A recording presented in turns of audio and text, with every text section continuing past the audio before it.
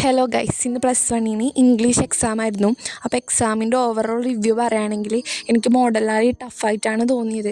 അപ്പോൾ നിങ്ങൾക്ക് എങ്ങനെയാണ് തോന്നിയതെന്ന് കമൻറ്റ് ചെയ്യുക. പിന്നീട് ഞാൻ പറയുന്നത് ഞാൻ ചെയ്ത വലിയൊരു മിസ്റ്റേക്ക് എന്താണെന്ന് വെച്ചിട്ടുണ്ടെങ്കിൽ പ്രൊഫൈലാണ് ഗൈസ്. ഫീമെയിൽ പ്രൊഫൈലായിരുന്നു എഴുതേണ്ടത്. ഞാൻ മെയിലാണെന്ന് കരുതിയിട്ട് ഹീ വെച്ചിട്ടാണ് എഴുതിയത്. അപ്പോൾ ഷീ വെച്ചിട്ടാണ് എഴുതേണ്ടത്. അപ്പോൾ അതിൻ്റെ 6 മാർക്കിൻ്റെ കാര്യത്തിൽ ഏകദേശം തീരുമാനമായിട്ടുണ്ട്. പിന്നെ പറയാനുള്ള 8 മാർക്കിൻ്റെ ആ ഒരു ഭാഗത്താണ് ഗൈസ്. 8 മാർക്കിൻ്റെ ഭാഗത്ത് തീരെ എക്സ്പെക്റ്റ് ചെയ്യാത്ത ക്വസ്റ്റ്യനാണ് വന്നത്. നമുക്ക് ജോബ് ആപ്ലിക്കേഷൻ റെസ്യൂം ലെറ്ററൊന്നും ചോദിക്കാറില്ല. അത് +2 സിലബസിലാണ് ചോദിക്കുന്നത്. അപ്പോൾ അത് ഞാൻ പഠിക്കാതെയായിരുന്നു പോയിട്ടുണ്ടായിരുന്നത്. അതുകൊണ്ട് തന്നെ വൃത്തിക്ക് എഴുതാൻ പറ്റില്ല. ഞാൻ എഴുതിയില്ല.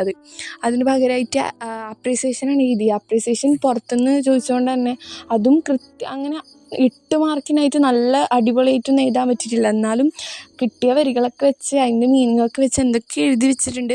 അപ്പോൾ എന്നെപ്പോലെ പ്രൊഫൈലും അതേപോലെ തന്നെ എക്സ്പെക്റ്റ് ചെയ്യാത്ത ആ 8 മാർക്കിൻ്റെ ക്വസ്റ്റ്യനൊക്കെ ഇങ്ങനെ ആയിട്ടുള്ളവരുണ്ടെങ്കിൽ പ്രൊഫൈൽ എഴുതിയിട്ടുള്ളവർ എന്തായാലും കമൻറ്റ് ചെയ്യുക ഗൈസ്. നിങ്ങൾക്കും എന്നെപ്പോലെ തോന്നിയിട്ടുണ്ടോ?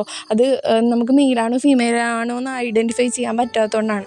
പിന്നെ ഉണ്ടായത് 6 മാർക്കിൻ്റെ 4 മാർക്കിൻ്റെയും പിന്നെ 1 വേർഡ് 1 മാർക്ക് ആ ഒരു ഭാഗമൊന്നും അത്ര പ്രശ്നം ഉണ്ടായിരുന്നില്ല ഗൈസ്. പിന്നെ എനിക്ക് കൂടുതലും തോന്നിയിട്ടുള്ളത് പാഠഭാഗത്ത് ചോദിക്കുന്നതിന് പകരം പുറത്തുനിന്ന് ഒരുപാട് നമുക്ക് പാഠഭാഗം കൃത്യമായിട്ട് അറിയില്ലെങ്കിൽ ഈ ഒരു എക്സാമിന് സ്കോർ ചെയ്യാൻ പറ്റുന്ന രീതിക്കാണ് ക്വസ്റ്റ്യൻ വന്നത്.